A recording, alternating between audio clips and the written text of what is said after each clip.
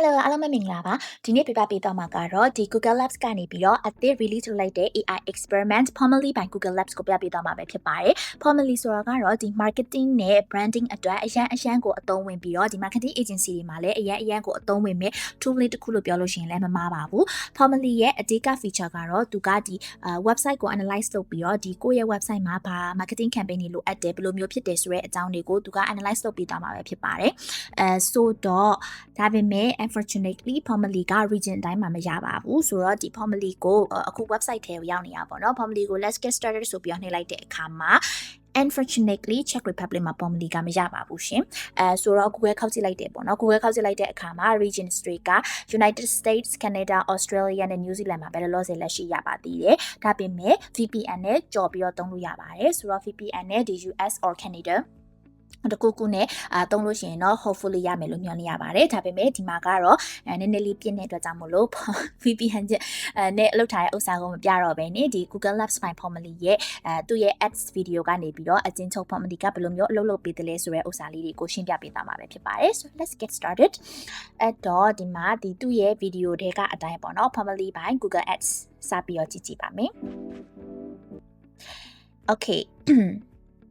အဲ့တော့အရင်ဆုံးကဘာလုပ်မလဲဆိုတော့ကိုယ့်ရဲ့ဒီ business URL ကိုရိုက်လိုက်ပေါ့နော် business URL ကို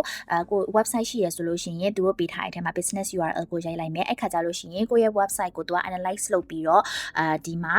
ဘာ branding တွေလဲဘာလုပ်တဲ့ brand လဲဘယ်လိုမျိုး fonts တွေရှိတယ်လဲ colors တွေက brand colors တွေကဘာတွေလဲစသဖြင့်သူကအကုန်လုံးကိုပြပြသွားမှာပဲဖြစ်ပါတယ်ပြီးတော့ဒီမှာကိုယ့်ရဲ့ logo တွေဘာတွေကိုလည်း add လုပ်လို့ရတယ်ပေါ့နော်ပြီးတော့ကိုယ့်ရဲ့ fonts တွေကဘယ်လိုမျိုး fonts တွေသုံးတာလဲဒါမျိုးတခြားကိုယ့်ရဲ့ brand နဲ့သက်ဆိုင်တဲ့ images တွေရှိရဆိုလို့ရှိရင်လည်းဒီမှာ upload လုပ်ပေးလို့ရမှာပဲဖြစ်ပါတယ် okay ပြီးတော့ကိုယ့်ရဲ့ဒီ campaign တွေကိုလည်း prompt လုပ်လို့ရမယ်ဆိုပြီးတော့သူကပြောထားရပေါ့နော်ဥပမာကိုကဒီအတန်မဲ့ထားပါတော့အတန်ဆိုလို့ရှိရင်ဒီတူ campaign တွေပါရှိရပေါ့နော်သူတို့ရဲ့လုပ်ချင်တဲ့ campaign idea လေးကိုရေးလိုက်တာနဲ့ဘယ်လိုမျိုးတွေ idea တွေထုတ်ပေးမလဲဆိုတော့ AI ကနေဒီ ChatGPT ကိုတွားသစင်တခါ Google Gemini ကိုတွားဒိုင်လုတ်ချင်နေဆိုပြီးတော့ idea တွေမင်းနေစရာမလိုပဲနဲ့ဒီ Pomely ထဲမှာတခါရဲပေါ့နော်ကိုလုတ်ချင်တဲ့ campaign idea ကိုသူက marketing tool လေးဖြစ်တဲ့အတွက်ကြောင့်မို့တိတိကျကျလုပ်ပေးနိုင်မှာပဲဖြစ်ပါတယ်အဲဆိုလို့ရှိရင်တော့သူရဲ့ဒီ idea တွေပေးတဲ့အပြင်မှာတခြား suggestion တွေလည်းပေးနိုင်မယ်ပေါ့နော် suggestion တွေပေးနိုင်မယ်ဒီမှာဆိုရင်သူကဒီ restaurant တစ်ခုရဲ့ idea လေးမျိုးကိုသူပြပြပေးထားရပေါ့နော် chickpeas power protein upgrade fuel စသဖြင့်ဒီ campaign idea တွေကိုသူက automatic စဉ်းစားပြီးထုတ်ပေးမှာပဲဖြစ်ပါတယ်ဒါတင်မကဘူးဒီလိုမျိုးထုတ်ပေးတဲ့အခါမှာပုံတွေကိုလည်းဝင်ပြီးတော့ပြင်လို့ရတဲ့ဥစ္စာတွေကိုလည်းသိပြီးပါပြီဒီ YouTube က vlogger တွေမှာလည်းတော်တော်များ Pomely ကို review လုပ်နေကြပြီပေါ့နော်အဲ့တော့ဒီ edits တွေလုပ်လို့ရမယ်ဒီမှာဆိုရင်ဒီဥစ္စာကိုမကြိုက်ဘူးသူက chickpea နဲ့ upgrade လုပ်ပေးပါဆိုပြီးတော့ဒီ AI ကို command ပေးလိုက်တာနဲ့ automatic လုပ်ပေးမှာပဲဖြစ်ပါတယ် okay ဒီတခုချင်းစီပေါ့နော်ဒီ Gemini ကိုတွားလိုက် ChatGPT ကိုတွားလိုက် Canva ကိုပြန်တွားလိုက်အဲ့လိုမျိုးတွေလုပ်နေစရာမလိုဘဲသူကအမြန်အဲ့လိုမျိုးတွေလုပ်ပေးနိုင်တယ် fonts တွေလို့ပြင်ပေးနိုင်တယ်ပြီးတော့ဒီကိုယ့်ရဲ့ဒီ audience တွေပေါ့နော်ကိုယ့်ရဲ့ audience တွေကလည်းဘယ်လိုလူမျိုးတွေဖြစ်မလဲစသဖြင့်အဲ့ဟာတွေကိုလည်း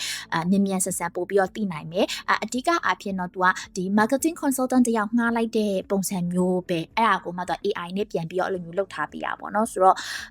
တစ်ချက်တော့ VPN ဟိုဖြစ်ပြီးတော့စမ်းကြည့်ဖို့တော့ recommendation တော့လုပ်လိုက်ပါတယ်ဒါပေမဲ့ဒီတချို့ VPN အကုန်လုံးတော့မရဘူးလို့တော့ကြားရပေါ့နော်ဘာလဲဆိုဒီ Windscribe တစ်ချက်လုပ်ကြည့်ရသိပြီးတော့အဆင်မပြေသေးဘူးဒါပေမဲ့ဒီ tool က